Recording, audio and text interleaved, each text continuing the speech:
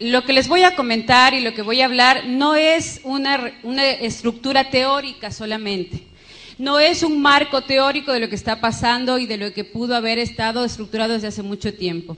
Es básicamente lo que hoy todos estamos viviendo, visto desde otra manera. Es un testimonio en donde yo les voy a compartir todo aquello que tanto las universidades, algunas lamentablemente las pontificias, universidades católicas de nuestros países y otras universidades estatales lo conocen como los famosos posgrados de género o todo lo que tiene que ver las estructuras políticas de género. Es importante que sepamos de dónde parten, cómo fue estructurado y quiénes estaban detrás y con qué objetivo lo hicieron. Creo que para poder resumir todo esto y para que todos podamos compartir de una manera mucho más clara aquí hay tres poderes fundamentales. Un poder económico, que es el que mueve absolutamente todo. Un poder ideológico y político que tiene intereses, tanto eugenésicos como nazis y de gobierno global. Y un interés netamente ideológico hacia la nueva estructuración de unos nuevos procesos culturales y sociales. Mucho dinero de por medio, muchos intereses de poder de por medio, pero una propuesta que ha ido calando en nosotros de una manera asombrosa. Para empezar a hablar sobre la ideología de género, es importante saber dónde nace. Realmente la ideología de género nace primero de una corriente feminista. Eso sí es importante saberlo. Nace desde el momento en que los movimientos sufragistas del siglo XIX y del siglo XX empiezan a trabajar por algo fundamental, que era el derecho igualitario a la mujer y era la búsqueda de la participación de la mujer. Así nace.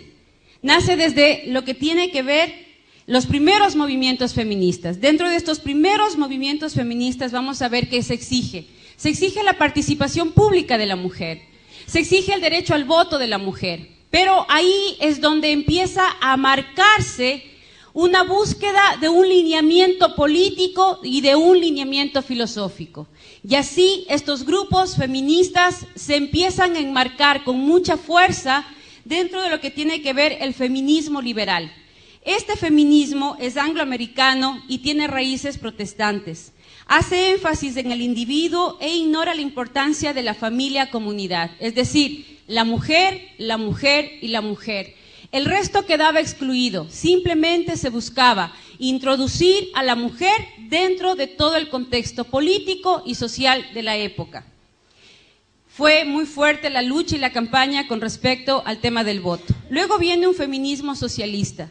Como este feminismo hablaba exclusivamente de la participación, del derecho al voto, de la participación social y ciudadana de la mujer, es decir, pasar de objeto a sujeto social, se vincula dentro de todo este proceso el socialismo. ¿Y cómo entra? Entra directamente desde el ámbito francés y alemán. Busca sobre todo reivindicar a la mujer desde lo social y utiliza a Engels, a Marx, socialistas muy conocidos de la época. Y así pasamos de la famosa lucha de clases entre ricos y pobres, empresarios y obreros, a la lucha entre el hombre y la mujer. Ahí es donde rompemos la relación familiar, la relación de pareja y empezamos a construir un enemigo al cual tenemos que vencer. Es decir, la mujer y el hombre enfrentados, como que a partir de eso íbamos a solucionar nuestros problemas. Es así que dentro de toda esta propuesta se habla de que las mujeres son la primera propiedad privada y la opresión de las mujeres por parte de los hombres es la primera opresión de la clase. Le dan un énfasis a un gobierno amplio que solucionará los problemas de las mujeres. Tenían planteamientos explícitos de liberación sexual, es decir, yo soy tan igual al hombre que yo no tengo por qué tener hijos. Si él no tiene hijos, yo tampoco, y si para eso tengo que usar anticonceptivos, llegar al aborto y empezar a tener una vida promiscua como a lo mejor algunos hombres la tienen, pues yo tengo el mismo derecho. También para ellas la familia y el matrimonio son instituciones que las oprimen, que son opresoras frente a la mujer, y por eso entre sus objetivos principales estaba la abolición de la maternidad y la paternidad. Y para esto era imprescindible la anticoncepción y la despenalización del aborto. Ambos tienen en común el rechazo de la discriminación y ya aparecen los planteamientos malthusianos. Es importante ver cómo esta ideología que parte del siglo XIX y parte del siglo XX, donde toma mucha mayor fuerza, ya se ha convertido ideológicamente en parte de lo que nosotros somos. Yo no quiero que me levante la mano nadie de lo que está aquí, cada uno es una pregunta individual, pero ¿cuántas y cuántos de los que estamos aquí usamos o hemos usado anticonceptivos? ¿Cuántas tenemos, por ejemplo, la ligadura encima o estamos con DIU, que por cierto es de los más abortivos, pastillas, parches, geles, preservativos? Es decir, ya a nosotros en este momento, de los que estamos ya de 40 para arriba, ya muchos de nosotros somos hijos de esa ideología, en donde los hijos hay que tenerles cuidado, en donde si ya tienes más de 4 hijos, lo primero que te dicen es, ¿no tienes televisión? Pero si eres moderna. Solo las ignorantes, o sea, además es sinónimo de pobreza, de ignorancia, así como quien dice, pero ¿cómo se te ocurre tú, estudiada, preparada, tener más de 4 o 5 hijos? O sea, ¿qué te pasa? Es decir, vemos a la maternidad como algo que hay que temer. Ser mamá es lo más terrible que nos puede pasar. Ser mamá es lo más vergonzante y humillante. A muchas de las mujeres cuando van por su 5º, 6º, y ya no se diga 8º, 9º hijo, compartir con tu familia, no estoy diciendo en el trabajo que ya es otro panorama o a nivel social es otro panorama, muchas veces compartir con tu mamá o con tus hermanas que vas a esperar otro hijo es sinónimo de terror. ¿Y ahora qué me van a decir? Y ahora mi mamá va a saber que me va a matar, y eso que estás casada, que tienes quien te mantenga, que tienes quien te comparta la vida, si tú eres una mujer independiente y trabajadora, tú mismo satisfaces tus necesidades, pero sin embargo ya vemos a la maternidad y al matrimonio como algo vergonzoso y temido. Y del matrimonio ni hablemos, porque del matrimonio somos nosotros mismos los que hablamos mal, nosotros mismos los que nos burlamos del matrimonio. Vemos una pareja que está saliendo en su auto, al menos en mi país sucede, que ves una pareja de novios saliendo en el auto y muchos es pobrecitos, no saben a lo que se meten. O alguien te dice, me voy a casar, ¡ay, mi sentido pésame! Algo así como te vas a morir, ¿no? Y me acuerdo, mi mamá se muere de las iras cuando mi papá hace una broma y peor cuando yo la cuento, pero la cuento porque demuestra mucho lo que realmente pasa alrededor del matrimonio.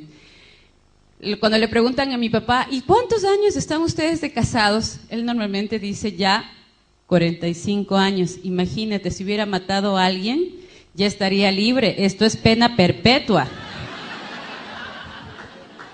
Entonces, claro, cuando ya empiezas a oír esas cosas y tienes 15, 16 años, dices, no, el matrimonio, paso, ¿no? Porque si tan malo es el matrimonio y tan malo es ser mamá, pues vénganse todos los anticonceptivos y todo lo que tenga que evitar el matrimonio. Y hoy postergamos el matrimonio 35, 40 años, preferimos tener una pared de títulos, una cuenta corriente bien gorda, casa, terreno, tarjeta de crédito, auto, a tener familia, a tener hijos.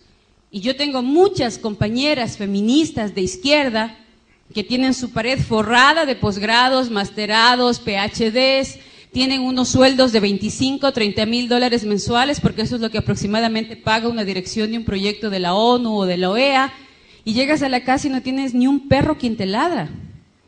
Envejeces sola. Y yo pienso que la soledad es de las peores cosas que nos pueden suceder. Yo, bueno, somos 3 hermanos, somos 3 con los que al menos si estoy enferma, ahora por ejemplo mi marido tuvo que salir de viaje también, estamos trabajando en una consultoría afuera, entonces tienes un papá al que le puedes llamar, oye papi, ayúdame con los chicos, mi hermano, el menor, todavía no está casado, oye gordo, anda a dormir con mis guaguas porque no va a haber nadie en la casa. ¿Se imaginan si fuéramos hijos únicos? ¿Qué es lo que ya pasa en Europa? Se muere el papá, se muere la mamá, él se queda solo, un primo vive a miles de kilómetros del otro, estás enfermo, no tienes a nadie que impedir que siquiera te pase un vaso de agua. La familia es en donde más tenemos que invertir y uno de los objetivos políticos y económicos es justamente eso. Europa creció económicamente en el tiempo en que la empresa era familiar y se construía la empresa desde lo familiar. Pero a nosotros nos dijeron que era más importante tener títulos antes que construir en la empresa familiar. Y a partir de eso, las economías europeas están totalmente destrozadas y están en manos ahora de Asia. Y en América Latina, muchas de las empresas familiares también están desapareciendo porque nuestros hijos, o nosotros como hijos, ya no queríamos ser parte de la empresa familiar. Le tenemos miedo a la familia como factor de crecimiento económico y factor de crecimiento social. Y eso es un cambio ideológico que parte desde estos movimientos. Hay un segundo movimiento que es el que ya cobró fuerza en los años 60 y es el que nos ha impulsado ahora a lo que estamos, que está marcada por la obra del segundo sexo de Simone de Beauvoir y por la ilusión femenina de Betty Friedan. Este movimiento tiene ideas marxistas, pero junto con el liberalismo sexual. Aquí es donde se impulsa muchísimo lo que era la anticoncepción. Estos factores produjeron la revolución intelectual, fueron el inconformismo de los jóvenes, se sentían oprimidos, se sentían que no tenían mucho espacio de participación. El movimiento pacifista hippie, sexo, droga y alcohol, que promovía el amor libre, las relaciones sin compromiso, informadas pero puras, que es otro fenómeno. Mijita, prueba, ¿no? A ver cómo te va. Si te va bien, te casas, y si no, no. Yo cuando trabajo con jóvenes siempre les pongo un ejemplo, y es, miren, yo no sé cómo son las leyes en Argentina, pero en mi país, y creo que nos parecemos en muchos países, y hasta hoy por aprensión lo hacemos. Cuando yo voy a comprar un auto, supongamos que Manuel me va a vender el super Porsche negro deportivo con el que nos fue a ver al aeropuerto, me pide $15,000 y acordamos que se los voy a pagar. Pero yo antes de pagar esos $15,000 voy a ver que no tenga problemas a nivel judicial, a nivel legal, que tenga todos los permisos, que funcione, que tenga absolutamente mecánicamente todo bien, me aseguro de todo eso y ahí luego de asegurarme de todo eso firmo el contrato y ahí le doy los $15,000 a Manuel por su Porsche. Cuando yo entrego el cuerpito latino, yo les paso a muchos jóvenes gratis, sin un papelito, sin el nombre siquiera. Me interesa más las cosas, los objetos, que yo como persona. Si me choco el auto, Dios mediante, con esfuerzo y todo, capaz que lo recupero. Pero si me da SIDA, o si me contagio de virus de papiloma humano, o de clamidia y luego me quedo infértil para toda la vida, y el cuerpito latino lo entregamos gratis. ¿Ustedes se imaginan que yo le pida a este joven simpático su computadora y le dijera, oye, te quiero comprar el computador, pero necesito que por favor me lo dejes usar 1 año. Después de ese año, si me gusta, te lo compro. ¿Me vendes? Pero a mi hija sí le digo, prueba, mijita, prueba a ver cómo te va. Si te va bien, te casas, y si no, regresas. Pero la computadora sí no la suelto, ¿no? Eso es lo que hacemos, nos tratamos peor que objetos. ¿Dónde está nuestra dignidad de ser humano? O sea, no podemos hacer de nuestro cuerpo un objeto que todo el mundo pueda usar, que todo el mundo pueda disfrutar, y si no te gusta, te dejo. Pero sin embargo, como hay una ideología detrás y la hemos aceptado como si fuera algo maravilloso, como si fuera algo revolucionario, porque además las feministas nos dicen, ¿no? Progreso. Estamos ya en el siglo XXII, tenemos que ser modernos. Ya Europa lo aprobó. Ya en Estados Unidos es una ley como diciendo, mira, nosotros vamos por la cola y no podemos estar detrás. Y sin embargo, no nos dicen todo lo que ellos están viviendo ahora. Pero hay un tercer feminismo, un feminismo revisionista que está apareciendo ahora en el siglo XXI, apareció ya a finales del siglo XX, y es un estudio y una reivindicación a partir de lo que se vivió en los otros feminismos. Este feminismo es nuevo, está apenas apareciendo. Hay una es una diputada, senadora de la Comunidad Económica Europea, que lo está liderando, y ella hace un análisis en donde dice que Badinter es la que está trabajando en esta propuesta, que las mujeres no estamos dispuestas a sacrificar nuestra maternidad y la relación con el trabajo. Es decir, nos interesa tanto ser productivas, pero no por eso dejar de ser mamás.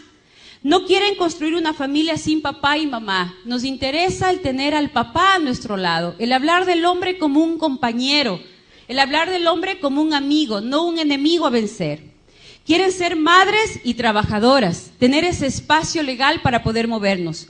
Exigen que los hombres no se desentiendan de su responsabilidad como padres, revalorizan las tareas que las mujeres hacen tradicionalmente, llegan a la conclusión que la liberación sexual de las mujeres habría beneficiado más a los hombres porque es a las mujeres a las que nos ponen aproximadamente 75 miligramos de levonorgestrel todos los días con el uso de anticonceptivos. Los anticonceptivos nos engordan, nos terminan los huesos, nos dañan la piel, se nos cae el pelo, aparte de que nos ponemos muy gorditas también, que es producto de este uso de hormonas. Y una cosa que muy pocos la denuncian a partir del uso de anticonceptivos es la primera causa de muerte de enfermedades cardiovasculares en América Latina con las mujeres es justamente por el uso y abuso de anticonceptivos. Somos la primera causa de muerte de las enfermedades cardiovasculares y está relacionada al uso de la anticoncepción, y ahí sí nadie dice nada, ahí sí nadie habla de la salud cardiovascular. Pero sin embargo sí hablamos de la salud sexual reproductiva, que es la que produce realmente nuestra enfermedad y nuestra muerte. Estiman que la mujer ha perdido su identidad femenina para asemejarse a los varones, produciéndose la peor de las alienaciones, ya vamos a hablar más adelante de esto, y buscan implicar al hombre en el logro de la igualdad real entre los dos sexos. En general, de una manera resumida, ¿qué promueve el feminismo? El progreso de las mujeres, es lo que todas estamos buscando. Cuando hablamos de políticas a favor de la mujer, cuando hablamos de proyectos a favor de la mujer, ¿qué buscamos? El progreso de la mujer. Para eso se han marcado 3 espacios: la lucha contra el patriarcado, la subordinación de la mujer y la igualdad entre hombre y mujer. Esos son los 3 paradigmas que enmarcan todas las propuestas legales en el continente. Si ustedes revisan todas las propuestas, nosotros elaborábamos las propuestas y las entregábamos al Consejo de la ONU previo a la elaboración del documento para el estudio de los encuentros tanto en el Cairo como en Beijing. Estos documentos siempre van a enfocar 3 problemáticas a raíz de un tema, y las problemáticas estaban centradas en estos 3 puntos. Y para esto, ¿qué es lo que hacemos las feministas? Organizamos a los grupos, organizamos movimientos sociales, capacitamos a los grupos sociales y establecemos luchas políticas que tengan que ir directamente hacia el ámbito educativo, universidades, colegios, maestros, sindicatos, hacia el ámbito de salud, dinero para los centros de salud, dinero para médicos y formación de médicos en mi propuesta, y también todo un proyecto cultural, artístico, en donde yo pueda vender mi propuesta al común de la gente. Pero para poder llegar a esto, ¿qué nos piden? ¿Qué es lo contradictorio? Me hablan de progreso, pero ¿qué me están pidiendo? Para yo poder entrar dentro de ese progreso de la mujer, de ese concepto de progreso, tengo que renunciar a mi esencia femenina. Cuidado digas que eres dulce, que eres tierna, que te encantan los hijos, porque no entras dentro de ese parámetro. Tienes que ser dura, tienes que ser fuerte, te anulan tu feminidad, te anulan tus emociones. Tú no puedes llorar, y para eso te ejercitan, para eso te forman, para eso te ponen en campos de formación en donde te hablan de tus mayores debilidades. Hay una dinámica que se llama la silla eléctrica. En esta dinámica de la silla eléctrica, donde formamos lideresas para que puedan enfrentar el campo social, ponemos un círculo y cada una tiene que sentarse en esa silla, y en esa silla te tienen que decir todos los campos negativos que tú tienes, lo que yo percibo de negativo de ti. Y la que está al frente tiene que evitar enojarse y dar respuestas totalmente frías a cómo puede establecer una estrategia para vencer esa debilidad. Hay mujeres que hasta lloran y automáticamente lo que te dicen es: mira, tú no sirves.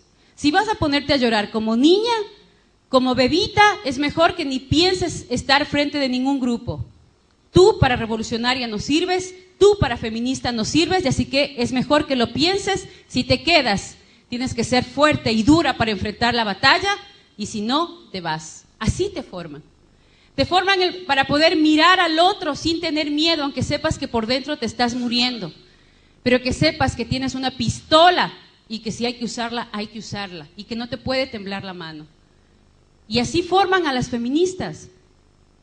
Diana Conti es formada desde los 16, 17 años para poder enfrentar lo que está enfrentando. Para que todo el mundo le diga que es una liberal, que dónde está su familia. ¿Ustedes creen que ella, en el fondo de su corazón, no sentirá la presión social que implica liderar estas propuestas? ¿Que habrá ratos en que no quiera desmoronarse? Claro, porque somos humanas, pero tiene que vencer eso porque así está formada. Porque así tiene que hacerlo para cobrar el dinero que cobra y para poder estar en el lugar en el que está. Aparte de eso está promover la liberación sexual, es decir, si tú tienes 10 amantes, yo voy a tener 20 como mujer. Defender el aborto a petición, porque como tú eres hombre y no te embarazas, yo tampoco me tengo por qué embarazar. Y si para eso tengo que terminar asesinando a mis hijos a cambio de un título, asesinando a mis hijos a cambio de un buen sueldo, asesinando a mis hijos a cambio de un posgrado, pues lo voy a hacer. Porque primero estoy yo y yo. El resto no me importa. Si el resto quiere venir conmigo, que venga. Y si no, pues es su derecho quedarse. Disociar la reproducción de la sexualidad. Es decir, no importa el resultado. Si yo tengo placer, lo voy a vivir. Y ahí les tienen a un montón de diputados y senadores en América Latina discutiendo sobre el placer sexual de unas cuantas personas y si tienen o no tienen derecho a casarse. Cuando en el fondo, si nosotros vemos, estamos discutiendo sobre un tema genital, sino un tema de 2 o 3 personas que tienen placer sexual, besándose y amándose entre hombres o entre mujeres. Cuando las mujeres estamos automáticamente en muchos países, ni siquiera tenemos el grado de alfabetismo que necesitamos. Cuando muchos padres de familia están sin trabajo, cuando muchas escuelas ni siquiera tienen un pizarrón decente donde puedan trabajar en el sector rural, cuando muchos centros de salud ni siquiera tienen una aspirina para poderle dar a un niño o a una niña que está enferma. Y sin embargo, los diputados y los senadores de nuestros países discutiendo sobre el placer sexual de 4 y 5 personas. ¿Por qué? Porque les dicen que es política.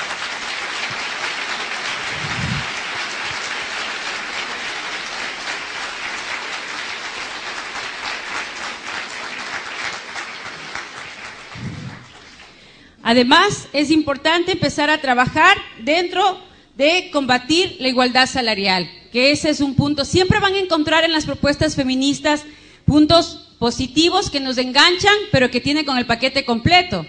Es como cuando yo te vendo un proyecto, en el caso de los gobernadores, que nosotros les financiábamos proyectos de los gobiernos locales. Le dábamos dinero para el alcantarillado, pero como eje transversal le poníamos género y salud sexual. Entonces el alcalde feliz empezaba a construir su puente y no se daba cuenta que dentro del convenio yo tenía la obligación de ir con mi equipo a capacitar a los maestros de las escuelas en el uso y abuso de anticonceptivos. Pero estaba el puente construido. Promover la promiscuidad sexual y el lesbianismo, porque es parte de las políticas de control natal. Ya van a ver que lo dice las Naciones Unidas clarito. La homosexualidad es parte del control natal para América Latina, un documento oficial de la ONU. Ingresar forzadamente al mercado laboral, es decir, y aquí hay muchas que lo hemos vivido, cuando vas a un sitio y te dicen, ¿en qué trabaja? Y como nos han lavado tanto el cerebro que ser mamá, estar en la casa es lo más denigrante, agachas la cabeza y dices, solo soy ama de casa. Solo soy ama de casa. O sea, por favor, ¿quién no ha estado en la casa y quién no ha estado con los hijos no sabe de lo que está hablando? Aquí habemos algunas que somos mamás y sabemos que desde medicina, psicología, economía y todo lo que se pueden imaginar, uno lo tiene que saber. ¿Cómo? Pides ayuda al Espíritu Santo, porque te viene la de 20 años con la crisis de que se peleó con el novio y no sabe qué hacer. Viene el de 14 años que resulta que el profesor de matemáticas le mandó un ejercicio de X sobre Y al cuadrado y que tiene que resultar pi y dices, Virgen Santa, ¿y qué será eso? Y viene la de tercer curso y te dice, mami, lo que pasa es que me mandaron a hacer un ensayo de lenguaje sobre el Quijote de la Mancha. Y tienes que pasar desde la psicología a la filosofía y las letras en un santiamén, porque además todos te quedan viendo así como diciendo, Mamá, la respuesta. Vamos de uno en uno y despacito, porque de lo contrario termino haciendo el deber de álgebra en lenguaje. Promover la agenda de género es otro de los puntos que nace del feminismo, porque a las mujeres nos hablaron tan mal de los hombres y nos enseñaron a odiar tanto a los hombres que hoy terminamos en la cama de otra mujer, porque les tememos a los hombres. Y ahí también inicia la agenda de género, porque tengo tanto miedo de vincularme con un hombre, porque me han hablado tan mal de los hombres, que el amor entre mujeres dizque es más puro. ¿No? ¿Cuáles son las estrategias para esto? El primer canal que se utilizó en todos los grupos y a partir de las conferencias internacionales fue el punto como estrategia global, el control de natalidad como derecho humano. Fue el primer punto. ¿De dónde parte? Eso es importante saberlo. La ideóloga del control natal hay muchos, pero la que más fuerza ha tenido, la que más se ha leído, a la que más se le ha impulsado y la que mucho dinero manejó y creó varias organizaciones como la IPPF, que es la que más vende anticoncepción y aborto en nuestra región, es Margaret Sanger. Ella fue la precursora norteamericana de los movimientos feministas, luchó por la imposición del control natal, el uso libre de anticonceptivos y el fomento del aborto. Margaret Sanger es el ídolo de las feministas, sobre todo de las de antaño. Hoy se la considera pionera del nuevo feminismo, es decir, de las chicas de 25 y 30 años, porque es mucho más radical en los planteamientos. Fundó la organización la Liga Americana para el Control de Natalidad, hoy denominada IPPF, y en 1914 fundó el periódico La Mujer Rebelde, que se considera el hito comunicacional más importante de la mujer. El control de la natalidad como medio práctico de la política racista. Y dentro de todo esto se comenzó a manejar ya la imagen de la familia pobre, con muchos hijos, totalmente sufrida, acongojada, los niños sucios, botados, y la familia feliz con 2 hijos. Y empiezan a aparecer ya no las casas grandes, las casas pequeñas. Y hoy todo está construido sobre la base de esta política. Encontrar una casa, yo no sé cómo será acá, pero en mi país yo tengo 3 hijos.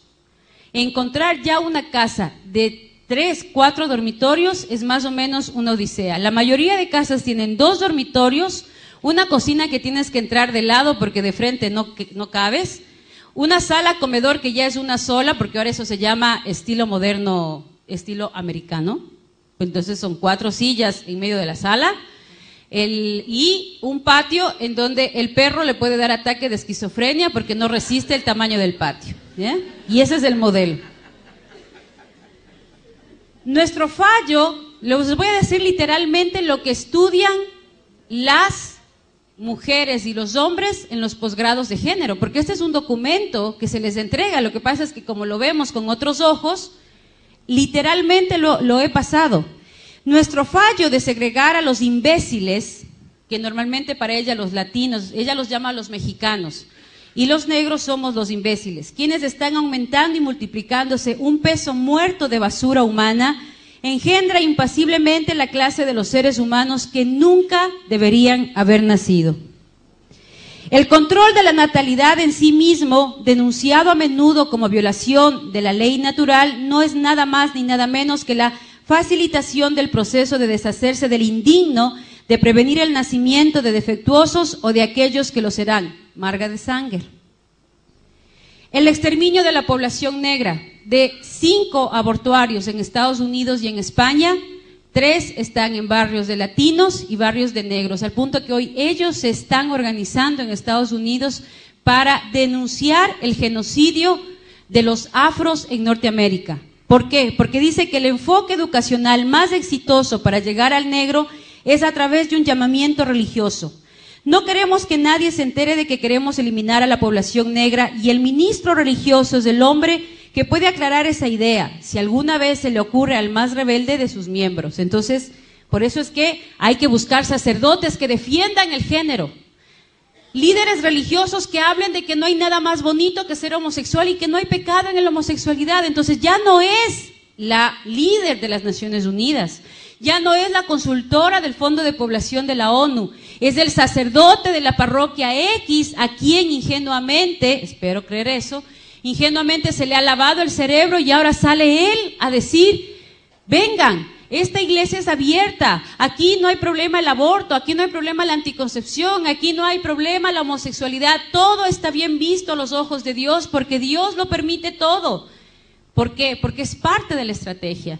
Yo no soy la que tengo que decir, es la comunidad la que lo tiene que pedir y yo, buena gente, ONU, Fondo de Población, Banco Mundial, lo que hago es darle a la gente lo que quiere la gente, porque así de buena gente soy, ¿no?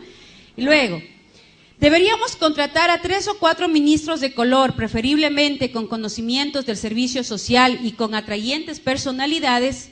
El acercamiento educativo más acertado a los negros está con una súplica religiosa. No quisiéramos que saliera de nuestra boca la frase de que deseamos exterminar a la población negra. Luego viene la esterilización de los débiles mentales, porque pobrecitos de esos niños con síndrome de Down no pueden nacer. Entonces nos hemos comido el cuento de tal manera que ahora mucha gente piensa, no, pues es que esa gente no puede nacer. Pues ella ya lo había pensado y nos lo vendió de la siguiente manera. El débil mental innegable debería, de hecho, no solamente ser reducido, sino además prevenido de propagar su clase. Debería llevarnos también a la mejora racial, el esterilizar incluso a esos débiles mentales que no entran necesariamente dentro de un grupo hereditario. En la colonia de Lynchburg, para epilépticos y débiles mentales del estado de Virginia se establecieron desde 1927 hasta 1972 unos 8,000 niños al amparo de una ley eugenésica, totalmente esterilizados. ¿Les suena eso de que a los niños hay que esterilizarlos, a los niños con problemas mentales hay que esterilizarlos? Y si a ti te tienen que hacer el examen para saber si tu niño viene o no viene con algún problema mental, para poder ayudarte. La pregunta es, ¿ayudarme a qué? Disculpe. ¿Para qué necesita hacerme a mí un examen si mi hijo viene o no viene mal? ¿Cuál va a ser la ayuda? ¿No? Esta es la filosofía que hay detrás de eso. La selección elitista de las clases acomodadas. Nuestra tarea está no solamente en prevenir la multiplicación de la mala estirpe, está también para preservar la estirpe bien dotada. Por el interés del progreso social o incluso por la permanencia de la civilización, las clases intelectuales deben tener más niños. Nuestro problema más acuciante es aumentar el índice de natalidad del superior y disminuir del inferior. Y muchos de nosotros nos hemos comido el cuento. Ahí están las pobres, llenas de hijos, no tienen que dar de comer a sus hijos y siguen pariendo como conejos. Deberían evitar que las pobres sigan teniendo hijos. Tanto pobre en la calle, tanto pobre en los mercados. Entonces hay que eliminar a los pobres.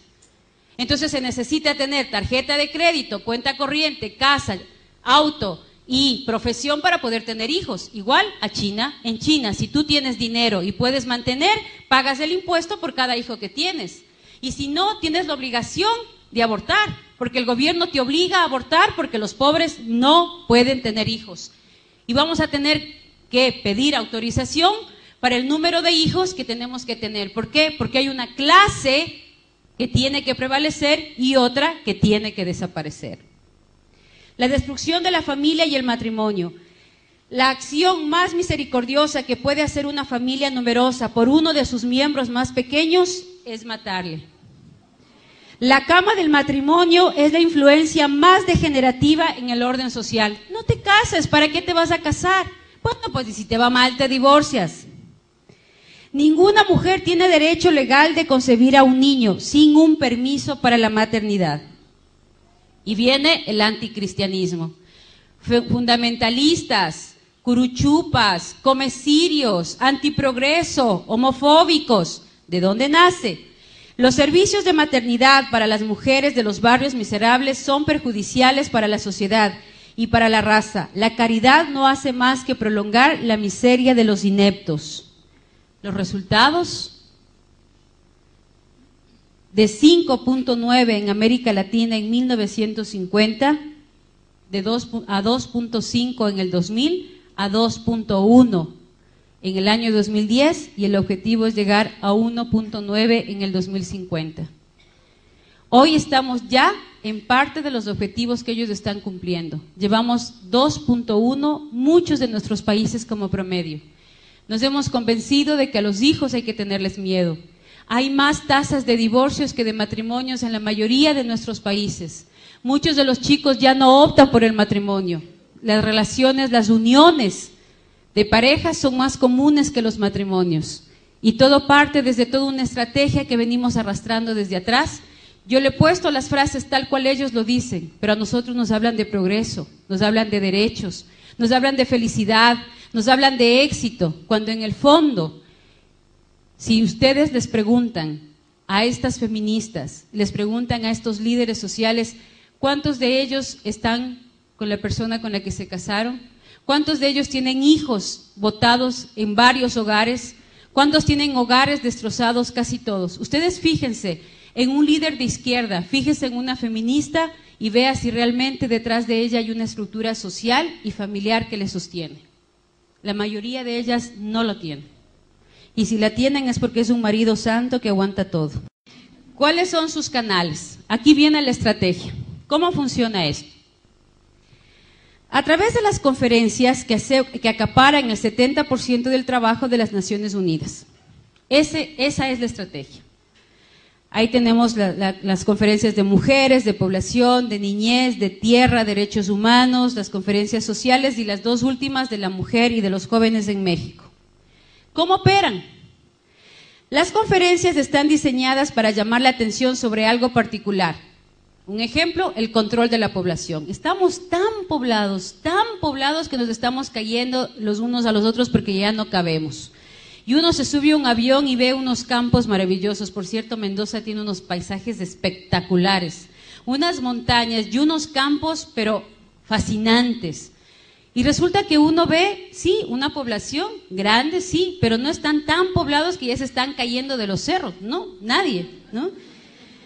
Pero nos dicen no, control poblacional, ya estamos demasiados. Y producen documentos en consenso. He puesto en comillas en consenso, ¿por qué? Porque estos documentos los elaboramos un grupo de técnicos que trabajamos en las Naciones Unidas. Estos documentos reflejan verdaderamente la problemática que se va a trabajar. La problemática, por ejemplo, de violencia contra la mujer, la problemática de analfabetismo más alta que existe en América Latina y en África en relación hombre-mujer, es cierto. Se ponen las problemáticas reales, se hace un análisis de la problemática real. Y estos son los que tienen que definir las pautas para las acciones nacionales e internacionales. Es el documento base donde está el problema enfocado, pero tiene el marco de control natal. Problema, solución, control natal. ¿Cómo se llega a esa conclusión sin que yo ONU lo diga y lo diga la gente? Pues a través de las reuniones regionales. Estas reuniones son reuniones de avance, entre comillas. Son personal de la ONU quien redacta un borrador que se presenta a los delegados de los países en las precomisiones que se llevan a cabo en Nueva York. Este paquete que tiene que ver con el análisis de la problemática baja a cada uno de los países. En esos países se lo traduce a la realidad nacional, a la realidad de Argentina. En función de esa realidad, la ONU, a través de sus técnicos, llama a diferentes ONGs que estén trabajando en relación a ese tema. Y ahí viene el punto, la presión. ¿Cómo logro la presión? A través de las organizaciones no gubernamentales que yo mismo como ONU autorizo para llegar a la cumbre. ¿Por qué? Porque las reuniones paralelas a la conferencia se focalizan en el trabajo de lobby. Yo llevo un grupo de jóvenes, de esos chicos guapos y simpáticos que están en la esquina, les cuento todo el drama, pobrecitas las mujeres, excluidas, sacrificadas, llenas de problemas, no tenemos participación, entonces tenemos que sacar adelante la participación. Ellos empiezan a dar una serie de ideas, una serie de propuestas, una serie de actividades, de estrategias, resultados, porque además tú le entregas las fichas que tienen que llenar. Ellos no llenan las fichas por sí mismos. Yo les entrego unas fichas con unos lineamientos y unas preguntas que ellos tienen que responder. Y el momento en que yo veo que, por ejemplo, una de estas simpáticas chicas dice, pero ¿por qué la ley del aborto? O sea, no tiene nada que ver el control natal contra el aborto. Yo automáticamente lo que le digo es, mira, después hablamos, te lo tengo que explicar. Lo que pasa es que ella no tiene muy claro el asunto, pero luego yo hablo con ella, pero ustedes sigan trabajando. Entonces, la anulo directamente. Cuando sale el documento no lo redactan ellos. Yo contrato una relatora, las famosas relatoras de mesa, que son las que ya están capacitadas por mí, las que ya recibieron absolutamente toda la información que yo necesitaba, recoge 4 o 5 planteamientos de ellos y lo traduce al lenguaje que la ONU quiere plantear como política internacional. Así funciona. Entonces, ahí viene el lobby. En el lobby, a los delegados, senadores, diputados, delegados del área ejecutiva de cada uno de los gobiernos, yo le digo, usted como diputada que ha venido a la ONU, quiero darle a conocer el documento que trabajamos en su país hace exactamente 3 meses y lo trabajaron más de 100,000 jóvenes argentinos y estas son las conclusiones. Si usted no aprueba esas conclusiones, estará traicionando el sentir de las mujeres y de los jóvenes argentinos. Entonces, por favor, vote. Este es el pedido de los jóvenes en el país. Y el trabajo del lobby es convencerle al delegado de país de que su país es el que está pidiendo porque yo, ONU, he hecho todo el trabajo de las ONGs. Luego aparecen las voceras de los grupos de base y de las organizaciones internacionales con intereses económicos. Aparecen los proyectos. Disculpe. Aparecen ya los proyectos. Entonces, ¿qué es lo que viene ahí? Aparecen las problemáticas, aparecen las temáticas, lo que se va a aprobar y, milagrosamente, aparecen las financieras. Yo tengo 20 millones de dólares para apoyar esa propuesta. Yo tengo 100 millones de dólares para trabajar con jóvenes en Colombia. Yo tengo 6 millones para hacer convenio con Ecuador. En el temática de mujer, yo te voy a dar para violencia de la mujer, te voy a dar 25 millones para el SIDA y empieza la repartición del pastel. Y como se empieza a generar un espacio de necesidad versus oferta, creen, en la problemática quedó a un lado y ahí se empieza la danza de los millones en función de los proyectos que se empiezan a ofertar, entre comillas, para cumplir el objetivo planteado en esa conferencia. ¿Cómo lo hacemos? Con oficinas permanentes en la ONU para ayudar el objetivo de la ONU, de la cumbre en la ONU. Si yo me doy cuenta que María de los Ángeles es una líder espectacular, que maneja muy bien el lenguaje, que tiene muy claro cómo distribuir los presupuestos, yo le digo, María de los Ángeles, quiero hacerte una propuesta desde la Secretaría del Senado. Tengo en este momento 25 millones de dólares para trabajar en la temática de mujer, que tú los puedes distribuir acorde a los diferentes programas que tienes. Yo tengo ya algunas ONGs que las he visto, que me gusta el trabajo que hacen, y tú ayúdame a seleccionar algunas otras más. Para esto yo te voy a mandar a ti a un curso de especialidad en Canadá o en Alemania o en Holanda o en Bélgica para que logres establecer políticas sociales mucho más claras con respecto a la temática que se va a aplicar. Te vamos a dar más o menos $2,000 mensuales, el posgrado es de aproximadamente 21 días, te pagamos el hotel, te pagamos el curso que cuesta $25,000 y luego de todo esto elaboramos juntas el proyecto y yo te entrego el dinero. ¿Estás de acuerdo, María de los Ángeles? Ya dudó, eso para mí ya es bastante como funcionaria de la ONU. Exfuncionaria, pero ahorita voy a hacer el papel de la funcionaria para que ustedes vean un poco cómo se manejan las cosas, ¿no? Ahí hay algunas ONGs que hay que conocerlas. Está Parenthood, la famosa IPPF, está el Comité Latinoamericano del Caribe para la Defensa de los Derechos de las Mujeres, el famoso CLADEM, Católicas por el Derecho a Decidir, que ya está en tendencia a desaparecer, porque inclusive la presidenta de las Católicas por el Derecho a Decidir, frente a un ecógrafo, no dudó de que ahí hay vida y dijo claramente que con los avances científicos ya no se puede decir que no hay vida. Entonces, yo veo que ya el plan de la ONU, siempre van a ver el plan de la ONU, aparecen unas ONGs con fuerza, se les pone ahí al frente y todo, se van quemando y a las mismas aparecen con otro nombre, ¿no? Está el Popular Council, que es de los más fuertes y es de los más desencarnados porque tienen estudios económicos, estudios geográficos, estudios antropológicos, sociólogos y todos trabajando en función de esta propuesta y otros más, ¿no? Aquí está también, está llegando a Argentina el IPAS, que tiene su oficina central en México, está Plan Internacional, está también el Banco Mundial, ya los vamos a ver ahora. ¿Cómo funciona esto? ¿Qué hay detrás? Uno dice, bueno, todo hasta aquí es así como político, ideológico. Detrás de todo esto realmente hay mucho dinero. Miren, ¿cómo funciona esto?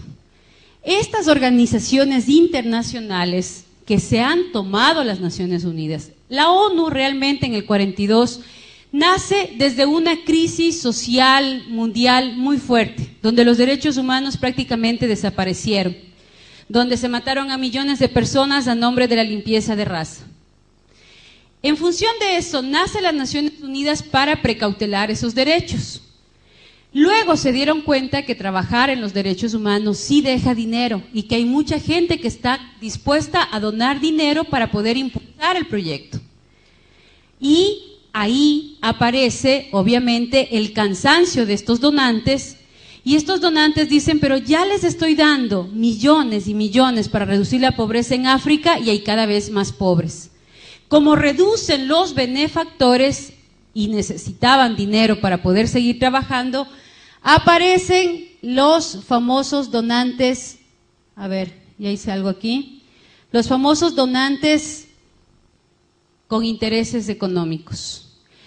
Los que más dinero le ponen a las Naciones Unidas para sus proyectos, increíblemente, son las farmacéuticas. ¿Por qué el negocio con las farmacéuticas, donde Sintec es la que más nos ha dado para América Latina? Es la que invierte para generar los proyectos de educación sexual como inversión para poder retribuir. ¿Dónde está el negocio? Yo te vendo los preservativos a 12 centavos desde la India. Vienen 4 millones de dólares. No crean que compramos 1 o 2, compramos, solo en Ecuador acabamos de comprar en enero 4,5 millones de dólares en anticonceptivos a Sintec. Sintec financia los encuentros, financia los lobbies, financia las ONGs, porque yo te entrego a ti a los 13, 14 años un preservativo, te regalo el preservativo, te enseño durante 4 o 5 años a través de los maestros que ganan miserables sueldos en nuestros países, que se los ha convertido en distribuidores de anticonceptivos. Son los únicos distribuidores de farmacéuticas que no ganan ni una regalía por lo que venden, los médicos igual, y se les entrega estos anticonceptivos y se les enseña a usar a nuestros hijos porque yo me estoy garantizando un fiel cliente por 35 y 40 años.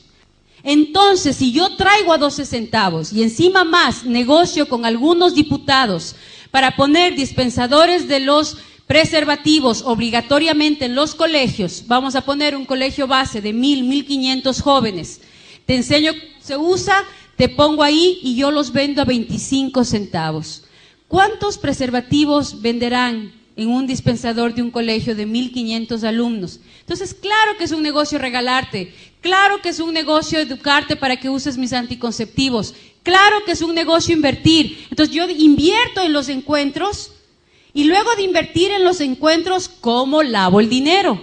Lavo el dinero a través de las organizaciones internacionales para que yo desaparezca, te entrego a esta institución busca agencias internacionales de desarrollo social, de desarrollo en salud, como el USAID, como todo lo que tiene que ver los centros, la FDA también, y lo paso a las financieras para que puedan entrar a negociar, como la Organización Mundial de la Salud y el UNPA, y entrego los préstamos a través de los bancos internacionales. Entonces, yo no hago como país el convenio directamente con Sintec, sino que presento el proyecto al UNPA o las Naciones Unidas para que estas agencias depositen el dinero o hagan préstamos internacionales. Un ejemplo de eso. Si yo soy diputado, si yo soy alcalde o gobernador y hago un convenio con el Fondo de Población o hago un convenio con UNICEF, hago un convenio con el Banco Mundial para mejorar los centros de salud de Mendoza, el Banco Mundial, a través de estos organismos internacionales, me ofrece donarme 100 millones de dólares para construir, para arreglar, para comprar equipos a los centros de salud de Mendoza. Dentro del convenio está el eje transversal de salud sexual reproductiva, que incluye la consejería gratuita a adolescentes para que los adolescentes sin permiso de sus padres usen anticonceptivos, para que se trabaje en género, es decir, capacitar a los maestros y a los médicos en atención a personas homosexuales, y todo lo que tiene que ver con la entrega de anticonceptivos y esterilización a las mujeres y a los chicos y a los hombres en Mendoza. Entonces, espectacular, pero hay un eje transversal que de esos 100 millones, 1 millón, 2 millones, 3 millones será destinado para mi proyecto. ¿Quién va a manejar ese proyecto? Entonces yo le digo, señor gobernador, no se preocupe. Primero lo invito a cenar en un local muy bonito, y aquí uno ve el sticker de la ONU y te abren las puertas por todo lado. Nadie puede entrar, pero si le dice, soy funcionaria de la ONU, siga por favor. Le llamo de la ONU para hablar con el gobernador, claro, siga por favor. Los llevo a cenar, porque para eso tú ganas un sueldo, pero te entregan una tarjeta de crédito de aproximadamente $20,000 para que tú como funcionaria puedas invitar a diputados, puedas invitar a gobernadores, a gobiernos locales, a cenas, a teatros, a lugares, a posgrados, a viajes, y así poderle inmiscuir en la propuesta. Le digo, mire, usted encárguese de estos 98 millones, yo voy a contratar los técnicos, porque yo me imagino que usted no tiene experiencia en esto de contratos sociales, ONGs y todo. Yo ya tengo el estudio de con qué ONGs puedo trabajar, y en función de esas ONGs yo empiezo a implementar el proyecto. Yo tengo mi equipo, tengo mi gente, así que usted de eso no se preocupe. Firma, y empezó el proyecto sin que nadie se dé cuenta y sin tener que buscarme marchas en contra, ni que vengan los Provida a decirme que esto no está bien, ni que vengan un montón de viejitas comerciarios a decirme que eso está mal. Ni se han enterado, ya está firmado el convenio y ya está el dinero en la gobernación. La más grande de estas ONGs que trabaja en todo el continente, desde México hasta Brasil y Argentina y Chile, es la IPPF. El que está al frente de la IPPF actualmente es el hijo de Margaret Sanger. La IPPF, Alexander Sanger, él es el gerente de la IPPF actual. Y la IPPF en su página web, ellos, la verdad es que nosotros no leemos, pero ellos lo tienen bien clarito y lo ponen ahí directamente.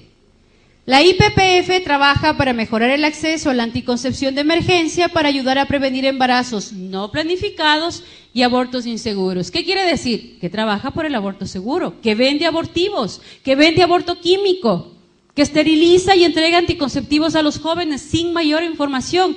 Y aquí ustedes no ven absolutamente en ninguna parte de la página, en ninguna parte, lo que tiene que ver con el peligro de las enfermedades de transmisión sexual de nuestros hijos. Yo lo único que hago es vender un negocio. Entonces, imagínense qué negocio.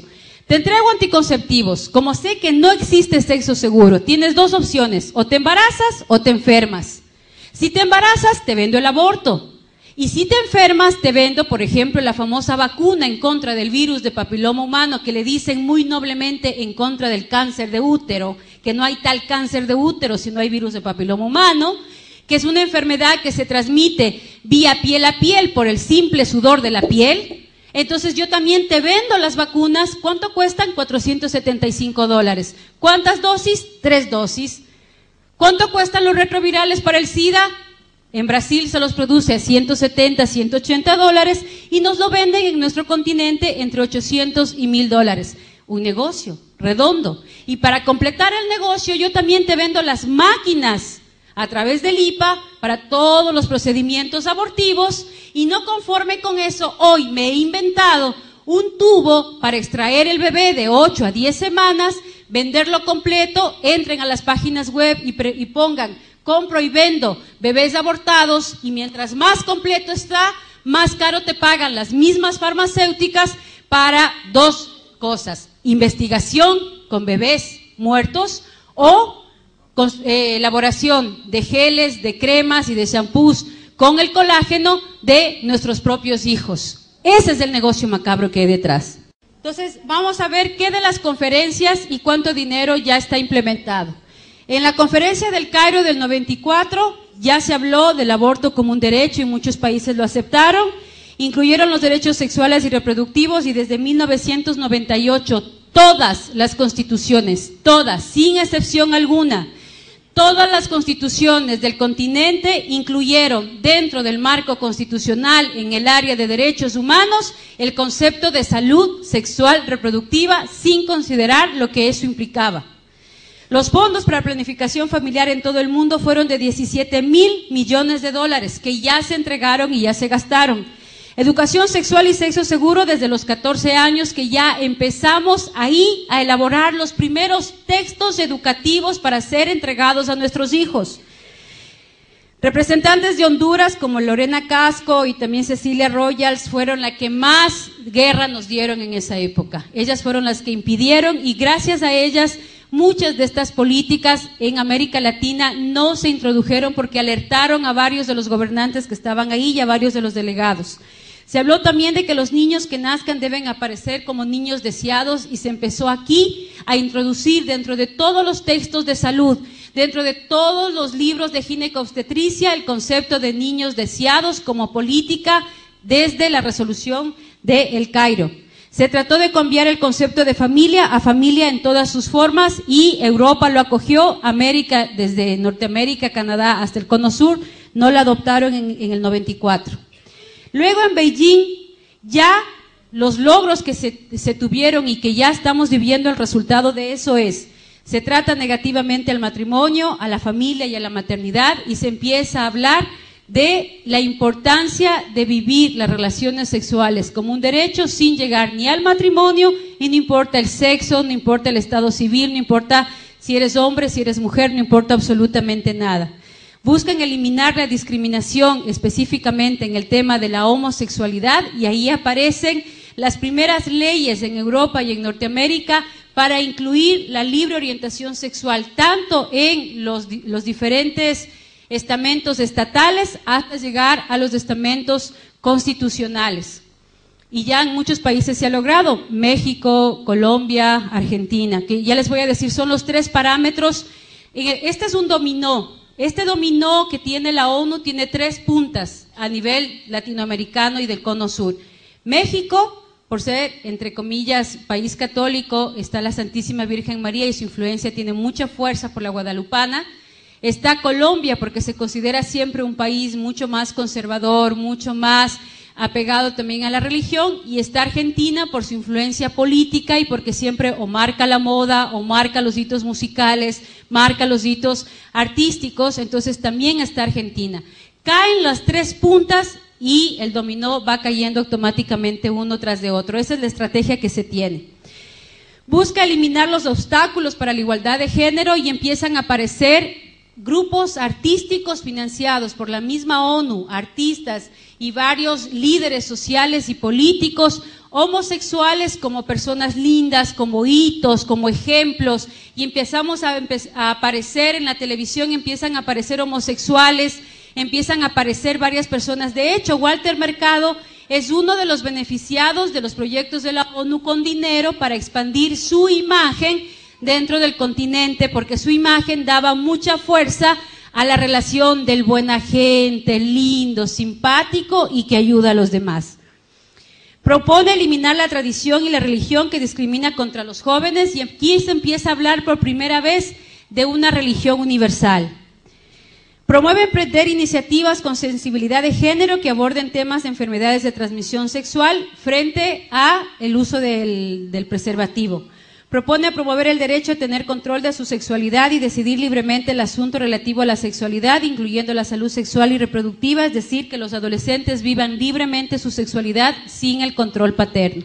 Y se empiezan a organizar desde el año 95 las famosas coordinadoras juveniles de salud sexual reproductiva, los famosos grupos juveniles de feministas, los famosos grupos estudiantiles universitarios a favor del derecho a la mujer.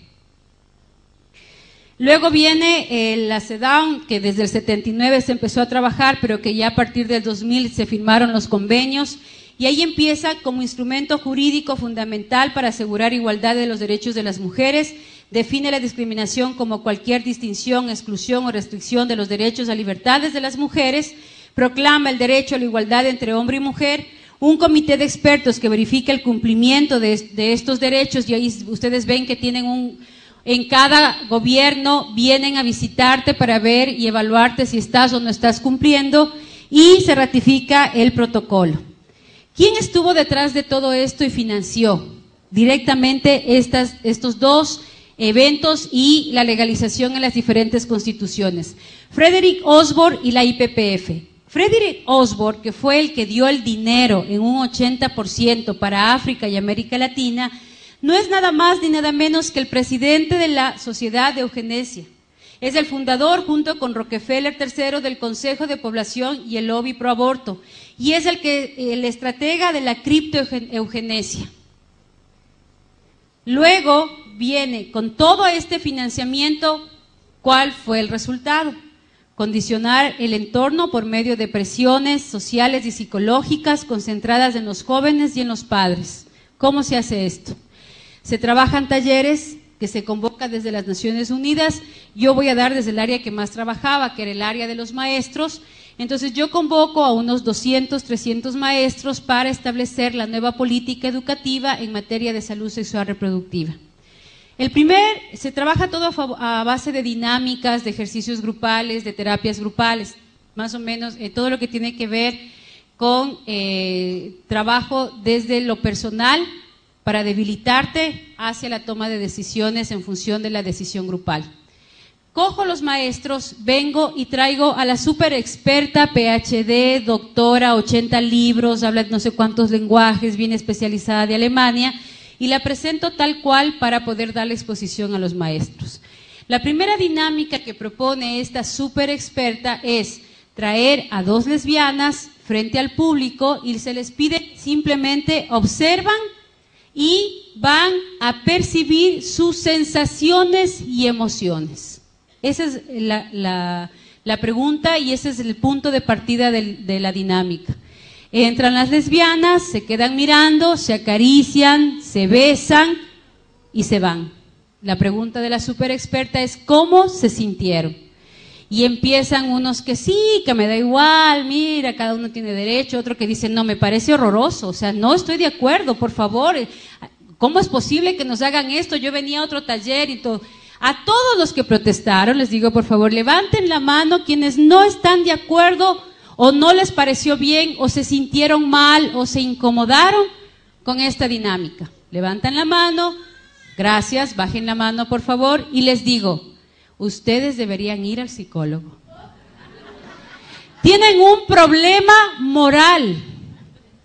Ustedes tienen todavía problemas de carácter interno que resolver porque están influenciados por cuestiones religiosas, de derecha, y todo lo que ustedes piensan va a evitar el desarrollo de nuestros países. En el evento van a haber muchas cosas de este tipo, por lo tanto decidan si se quedan o se van. Yo les puedo recomendar tomar un taller de gestáltica que les permita vivir su sexualidad, porque a lo mejor lo que tienen es una sexualidad reprimida, porque el 50% de varones ya ha tenido tendencias homosexuales y el 30% de mujeres también las vive todos los días. Eso lo dice el estudio hecho en X, Y, Z, y por lo tanto ustedes están dentro de ese marco. Agachan la mayoría la cabeza, hay 2 que 3 valientes que se mantienen y pelean, pero el resto mutis. ¿Por qué? Porque lo dice la súper experta. Y así es como empiezan a trabajar todo el control natal, y eso ya lo hemos visto, ¿no? Luego viene la Fundación Rockefeller, que empieza a trabajar y empieza a financiar a través de estas organizaciones. ¿Y cuáles son los logros? Se ha establecido políticas de esterilización de enfermos degenerados, la mujer como pieza clave de la nueva humanidad, la iglesia principal enemiga del progreso humano y la revolución sexual. Hasta ahí el primer paso. ¿Están en todos nuestros países estos pasos? Sí. Viene el segundo paso.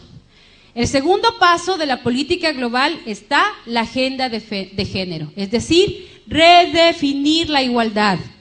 Si yo ya te logré convencer que vivas como prostituto o como prostituta, uses mis productos y aparte de eso te conviertas en asesino de tus propios hijos y tú sales a la calle diciendo que es un derecho matar a los hijos, que es un derecho prostituirte y usar tu sexualidad peor que un animalito, si ya te convencí de eso, ahora sí, ya te puedo convencer de lo que pensé que nunca te podía convencer. Y es de cambiar el concepto de igualdad social a igualdad biológica. Los hombres y mujeres se hacen, no nacen. Todos por todas.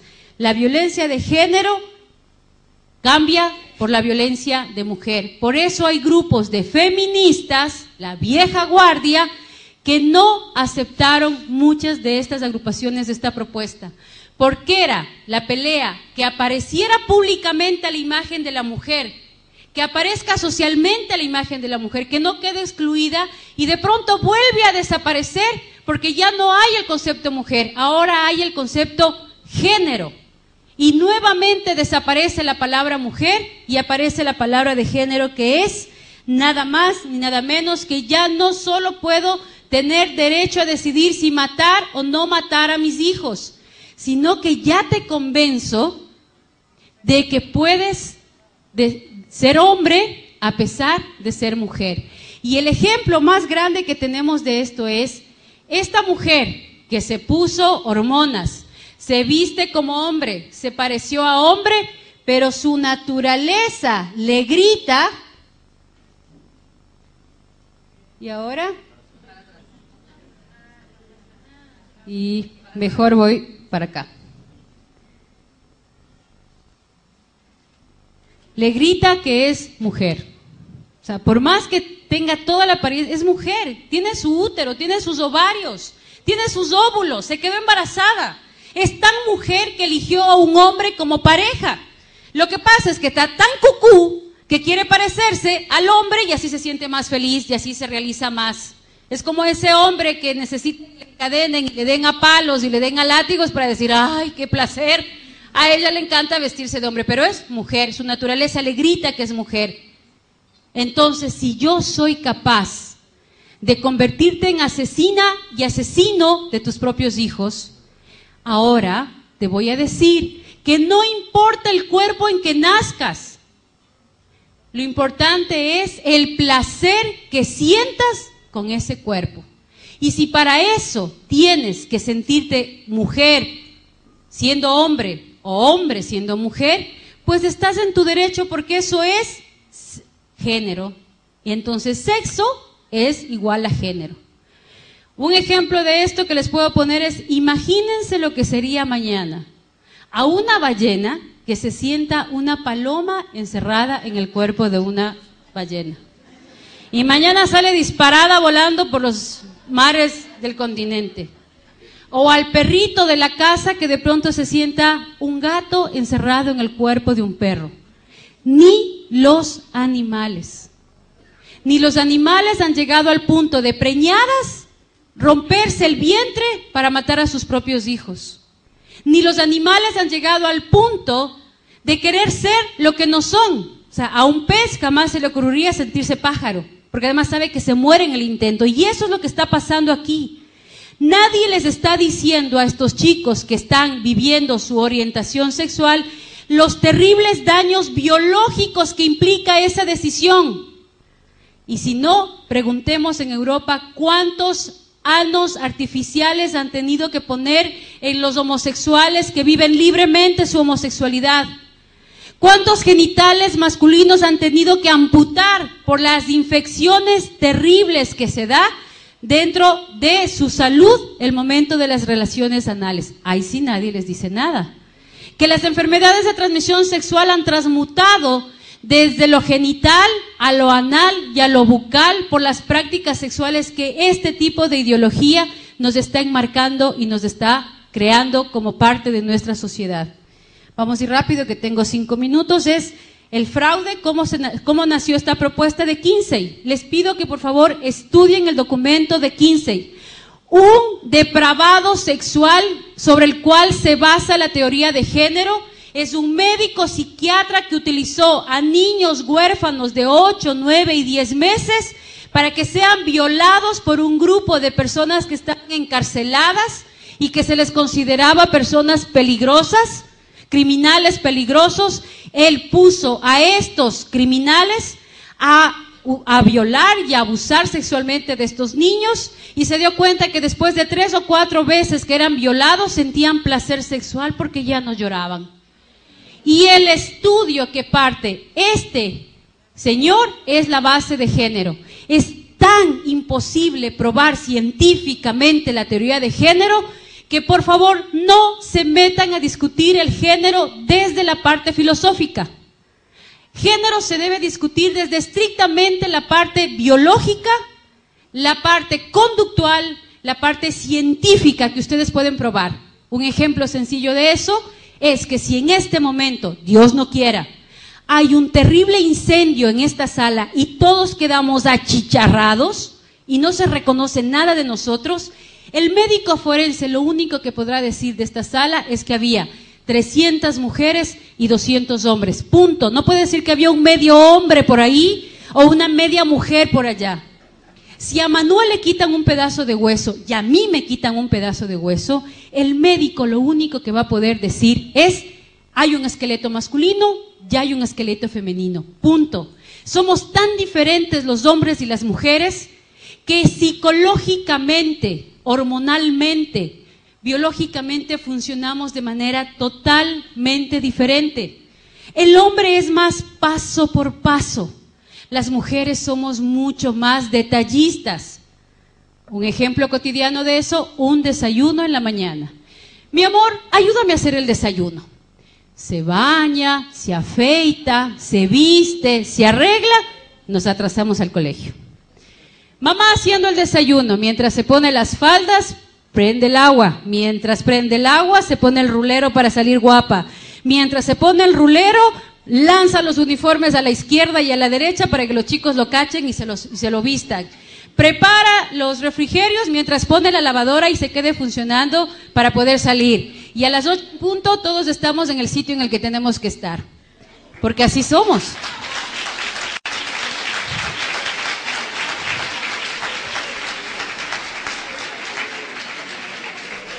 Y ahora imagínense, ¿no? ¿Ustedes se imaginan un papá dando a luz? ¿Verdad? Ahora imagínense ustedes sin los brazos de esos hombres, sin la practicidad de ellos. Que cuando tú llegas toda alborotada y le cuentas: es que mi trabajo, es que la vecina, es que la comadre, es que los hijos, es que el colegio, es que el mercado, es que el problema, el que no sé qué y no sé cuánto, y él te queda mirando así. No entendió nada de lo que le dijiste y te dice: sí, mi amor, claro. ¿De qué sí? De eso de lo que me estás hablando. ¿Pero de qué parte? ¿De tu amiga? No te estoy hablando de mi amiga, te estoy hablando del trabajo, ¿no? Pero sí, esos ojitos de popurrí, sin sus halagos.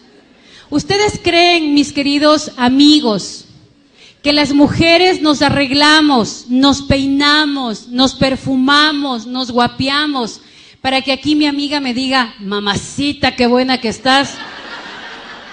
No.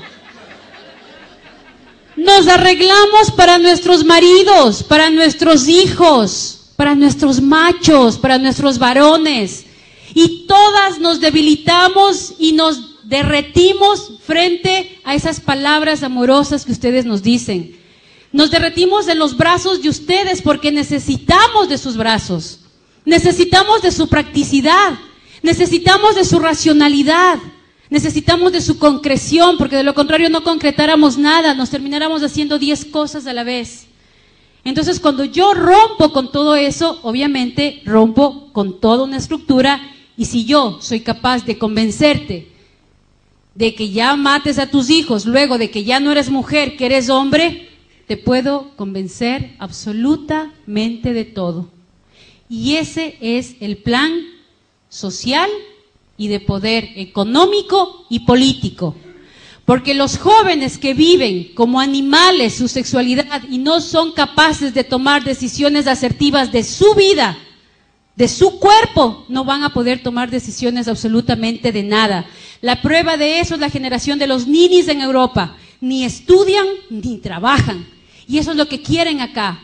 Porque a esos jóvenes es fácil lavarles el cerebro, a esos jóvenes es fácil sacarles el voto, a esos jóvenes es fácil decirles lo que deben comprar, lo que deben vestir, a dónde tienen que viajar, qué es lo que se tienen que poner, dónde tienen que estudiar y qué carreras tienen que estudiar.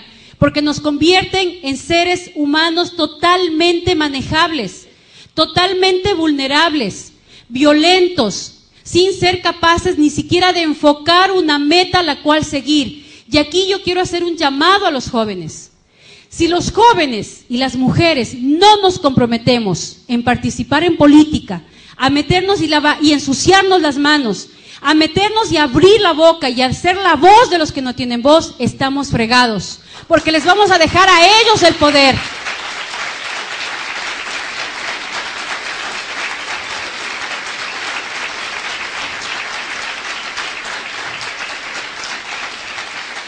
Si ustedes no participan, de nada les sirve tener 100,000 personas en la calle y 80 en contra dentro del Congreso, dentro de los diputados. No nos sirve de nada.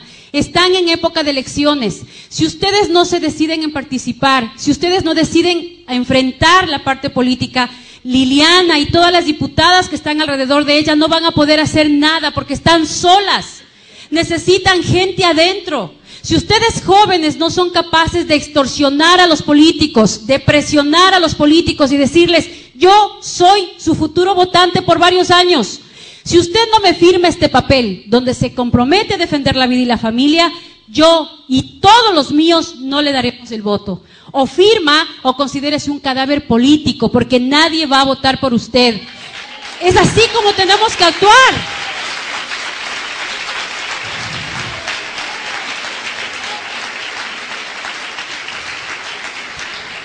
Y como ya me están votando y tengo que correr, no le he dicho todavía cómo organizarse, porque una cosa es la denuncia y estoy empezando recién las propuestas, organizarnos. Este evento es fundamental. Este evento tiene que unirse con todas las fuerzas internacionales que en este momento están trabajando. Estas son algunas de las organizaciones internacionales que están ya dentro de los Estados Unidos en la ONU con oficinas propias. Son gente buena que ya se ha logrado introducir en los canales de la ONU para romperle sus esquemas, para romperle su participación. Si no nos organizamos y no tenemos claro cómo actuar, no lo vamos a lograr. No hace falta que salgas y digas a la calle que el aborto es un pecado, se te van a reír en la cara. Tienes que decir lo que es el aborto, un crimen, y a mí como mujer nadie me va a obligar a asesinar a otra mujer. Así vive en el vientre de mi útero, porque todas las mujeres tenemos derecho, incluida aquella mujer que vive en el vientre de otra mujer. Por lo tanto, estamos por el derecho de todas las mujeres, porque nadie me va a obligar a mí a mancharme las manos de sangre asesinando a mi propio hijo, porque ese hijo es muy fácil quitármelo del vientre y de mi corazón y de mi mente. ¿Quién me lo va a quitar? Porque a mis hijos no les van a decir que metiéndose con otro varón, amando a otro varón va a ser más varón, porque lo voy a destruir.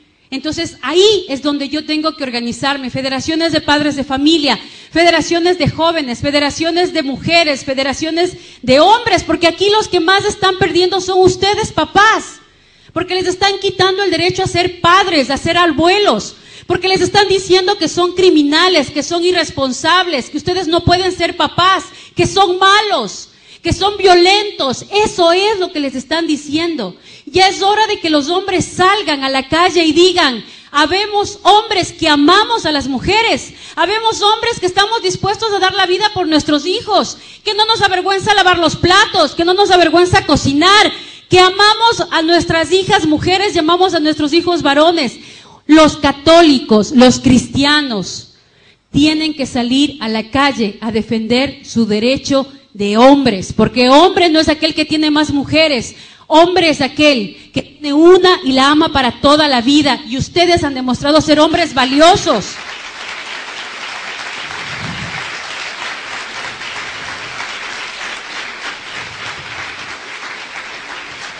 Finalmente vamos a hablar de nuestros hijos. Machismo empieza con M de mamá, mujeres. Es hora de empezar a trabajar en la educación de nuestros hijos, en ambientes de vida coherente y con valores, buscando un ideal de persona, enseñándoles a tomar decisiones acertadas, que si ellos no están de acuerdo que en su colegio, en su universidad, les den condones, ellos sean capaces de abrir la boca y decir, no estoy de acuerdo, oiga maestro, disculpe, ¿usted me garantiza sexo seguro? ¿Usted va a pagar mi tratamiento si yo me contagio de SIDA? Si usted me firma que lo va a hacer o va a hacer con cualquiera de mis compañeros, hágalo. Caso contrario, si mañana tenemos SIDA, tenemos virus de papiloma humano, tenemos clamidia, usted va a tener que responder. Por lo tanto, es hora de que nuestros hijos, desde los más pequeños hasta los más grandes, sean capaces de enfrentar este nuevo sistema educativo con valentía, porque saben que tienen unos padres detrás que los apoyan, unas agrupaciones detrás que los defienden, un grupo de personas que piensan como ellos. No les hagamos tener miedo de que digan soy católico, que sean orgullosos de ser cristianos, de ser católicos, orgullosos de ser jóvenes que piensan diferente. Yo me acuerdo una vez hice una pregunta a las chicas que quienes creen en la virginidad, y se levantó una muy valiente y dijo yo. Y hubo un grupito por ahí que comenzó a reírse como diciendo, esta loser, ¿no? Ja, ja, ja. Ella les regresó a ver y les dijo, lo que ustedes son, yo lo puedo ser cualquier momento, pero lo que yo soy, ustedes ya jamás en su vida lo van a poder ser. Y esa valentía es la que necesitamos.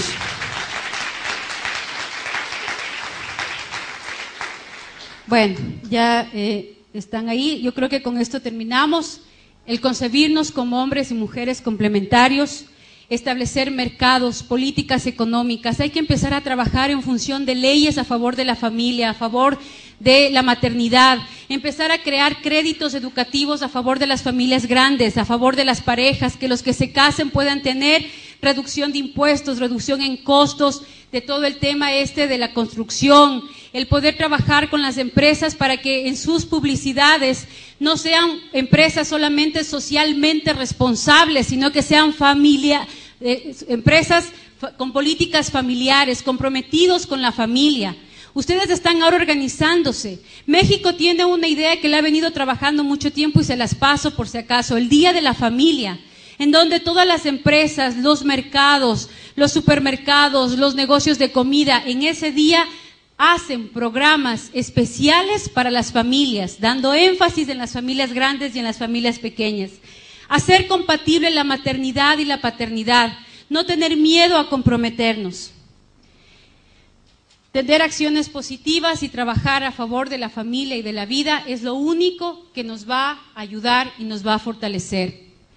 Trabajar en favor de la familia y de la vida es lo único que va a lograr cambiar Argentina, cambiar Colombia y Ecuador. Si no estamos unidos, no estamos claros y no alzamos la voz, no tenemos derecho ni siquiera a criticar. Si ustedes no están comprometidos adentro, si ustedes no entran a la política, si ustedes no entran a jugárselas, ya perdieron el derecho a criticar. O nos jugamos y entregamos la vida, además, porque tenemos el ejemplo más grande de todos. ¿Saben cómo se ama y se defiende lo que uno cree? Así. Como Cristo lo hizo por nosotros. Dar la vida hasta la última gota de sangre. Eso es lo que hay que hacer. Muchas gracias.